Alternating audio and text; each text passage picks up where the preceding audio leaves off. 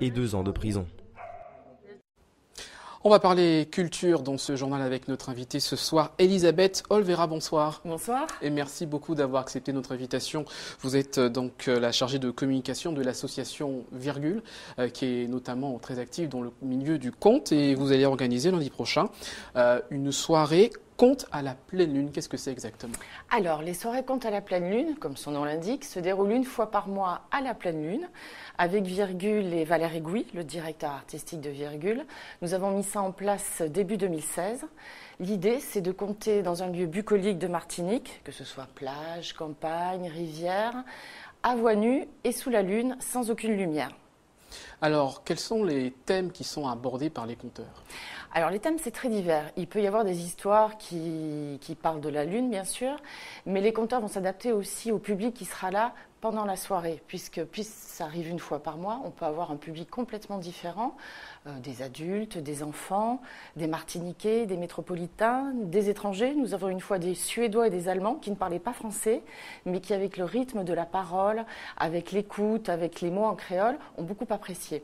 Donc les thèmes peuvent être complètement différents selon les personnes, le public qui sera là. Alors voilà pour les thèmes et le public. Maintenant sur les lieux, vous le dites depuis 2016, une fois par mois à chaque pleine lune, j'imagine qu'il y a de nombreux lieux et notamment peut-être insolites.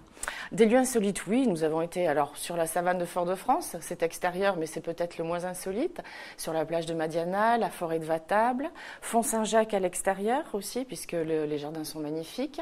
Lundi, nous sommes aux Anses d'Arlé, à l'entrée du bourg. Effectivement, on essaye de faire le nord, le sud, toute la Martinique, en essayant de trouver des lieux particuliers. On avait également fait à Chesseux, l'habitation, avec des flambeaux, et les jardins sont tellement magnifiques que c'est vrai que c'est un très très beau moment. Alors le conte, c'est vraiment une expression très présente en Martinique, qui date notamment de l'époque de l'esclavage. On parle d'oralité.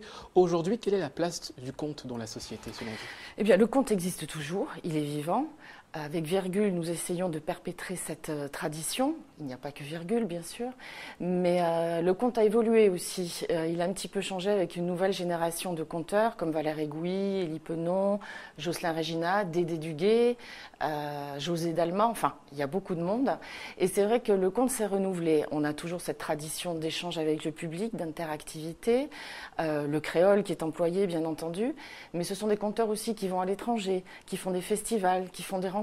Nous, quand nous avons nos propres festivals avec Virgule, nous avons des conteurs qui viennent de tous horizons. Donc c'est vrai que tout ce mélange fait qu'il y a des apports dans le conte traditionnel martiniquais, et puis il y a aussi des changements, des nouvelles générations. Donc les histoires évoluent, même si parfois c'est des reprises d'histoires. Alors justement, qu'est-ce qui est véhiculé dans ces histoires? On a, comme d'habitude, les histoires de personnages célèbres. Est-ce qu'il y a des messages aussi qui sont faits passer dans ces contes? Bien sûr, l'idée c'est de faire passer un message positif, bien sûr, mais c'est aussi de faire rêver. Quel que soit l'endroit du monde, le conte existe. Là, nous aurons un gros festival aussi au mois de septembre, une conteuse française d'origine asiatique, et on voit que le conte existe au Japon, le conte existe en Inde, le conte existe partout. Et parfois, il est amusant de retrouver des mêmes thématiques, que ce soit en Afrique, en Asie, en France, qui sont retravaillées, reprises. Donc c'est vrai que ça peut être complètement différent, mais en retrouvant parfois certaines bases du conte. Alors il y a soirée conte à la pleine lune, vous avez aussi d'autres activités. Tout à fait. Tout au long de l'année, nous sommes dans le milieu scolaire, en entreprise, les arbres Noël. Mais nous avons 2 grands festivals avec Virgule au mois d'avril et au mois de septembre-octobre. Donc le prochain festival du 26 septembre au 8 octobre, festival Conte et musique dans la Cité. Comme son nom l'indique, nous invitons des conteurs et des musiciens. Cette année, nous aurons des conteurs qui viennent d'Espagne, d'Haïti, du Togo, du Québec, enfin plein de nationalités différentes. Martinique aussi, bien sûr. Nous avons toujours un conteur martiniquais.